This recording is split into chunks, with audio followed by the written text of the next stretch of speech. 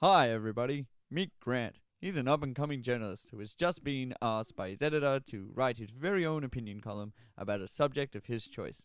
So, Grant, got any ideas? Sure do. You do? Great. What's it all about?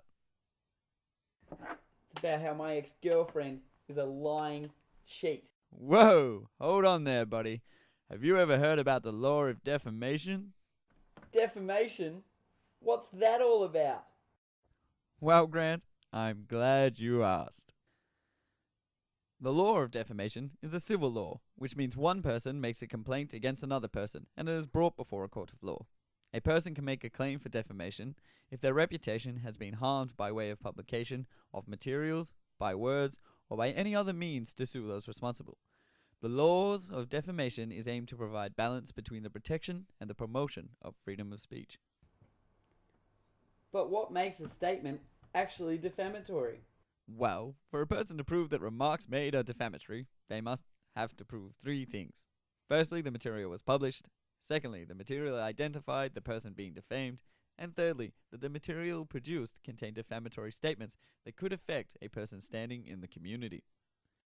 Defamatory material has been defined as anything that exposes a person to ridicule, lowers the person's reputation in the eyes of members of the community, causes people to shun or avoid the person, or injures the person's professional reputation.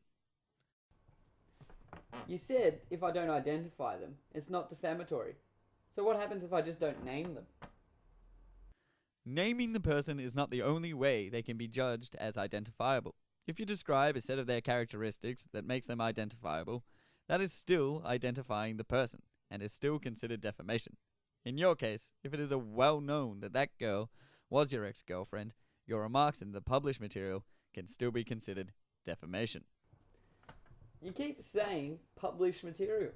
What happens if I don't publish it and just say it to someone? Publishing does not carry the same meaning in terms of defamation.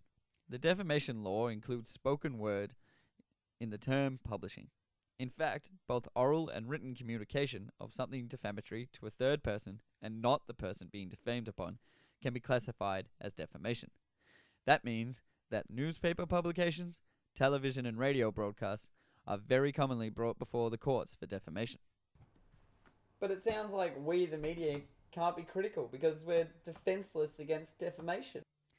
The media is not defenseless against defamation. In fact, there are many defenses for defamation, and journalists should try familiarize themselves with as many as possible. Here are a few to get you started. The most commonly used defense is that the statement that has been claimed to be defamatory is proved to be true. This is called justification. Justification involves proving that the statement consisted of substantial truth. It doesn't matter if the author or the material wanted to harm the person's reputation deliberately or not. If the statement is proved to be true, the reasoning or intention behind publishing the material is not scrutinized. Alongside justification, the more complicated defense of contextual truth exists. For this defense to stand, the defendant must prove two things. The first being that outside of the defamatory material being complained about, there is material, either being one or more, that is substantially true. The second is that the defamatory material being contested is paired with the substantially true material, and the damage caused to the person's character by the defamatory material causes no greater harm than if the comments had not been made. For example, if someone publishes 6 statements they believe to be true about a person, and one is proven to be false, the defense of contextual truth means that that person isn't harmed any greater as the previous 5 statements that are true have already affected a person's standing to a point where it can no longer be substantially impacted on. This is dependent on the severity of the defamatory material. It is also important to note that the substantially true material must be contained in the same material as the defamatory piece and cannot occur separate from the defamatory material that has been published. For example, if a journalist publishes a series of 3 articles critical of a certain person, and the first 2 contained true material, and the third contains defamatory material, but is separate from the previous 2 published articles, the defense of contextual truth cannot be used, as the defamatory material is separate from the truth, and therefore can be judged independently.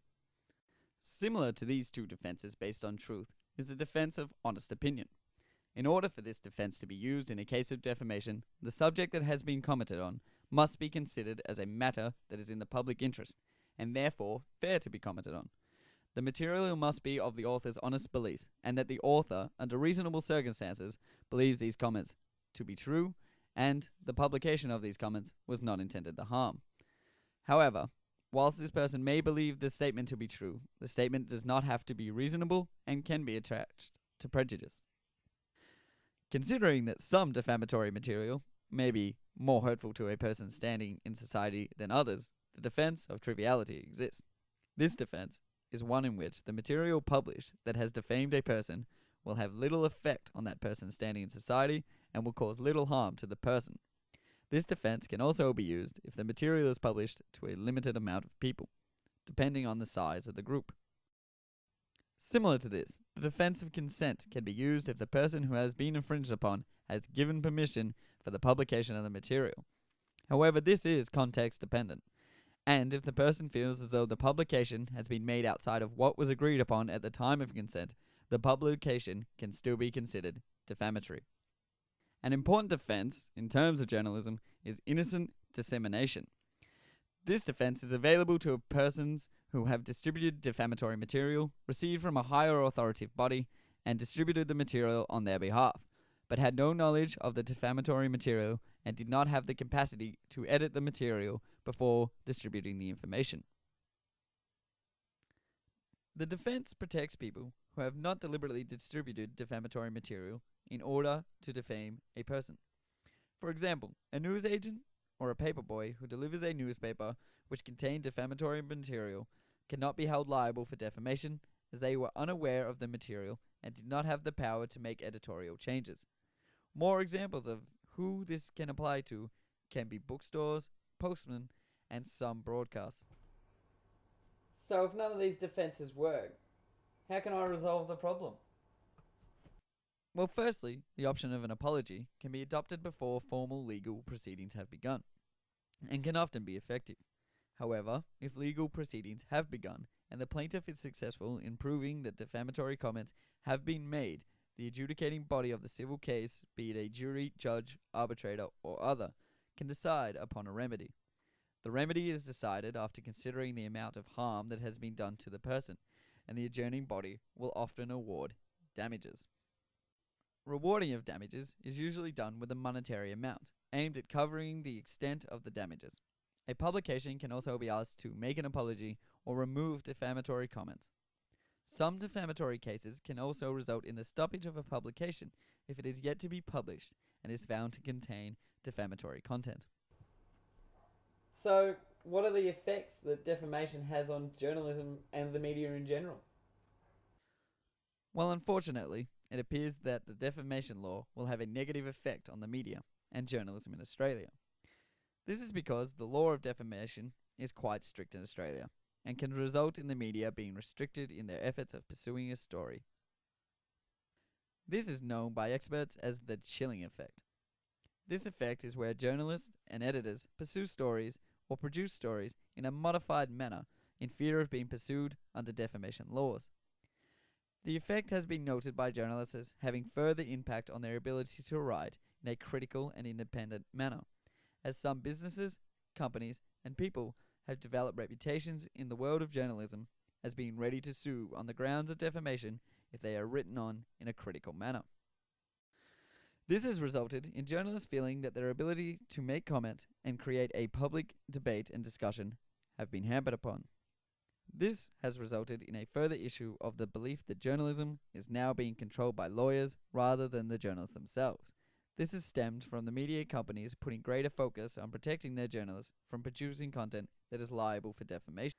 Working relationships between journalists and lawyers or legal advisories have become strained, as journalists have begun to question whether the legal advice is protecting the rights a journalist has in producing critical and independent material, or it is putting greater effort into protecting the media company from being brought to action through defamation. However, the defamation law's restrictions have also received praise for keeping the media responsible and accountable for the information they produce. So I guess I shouldn't write my article then.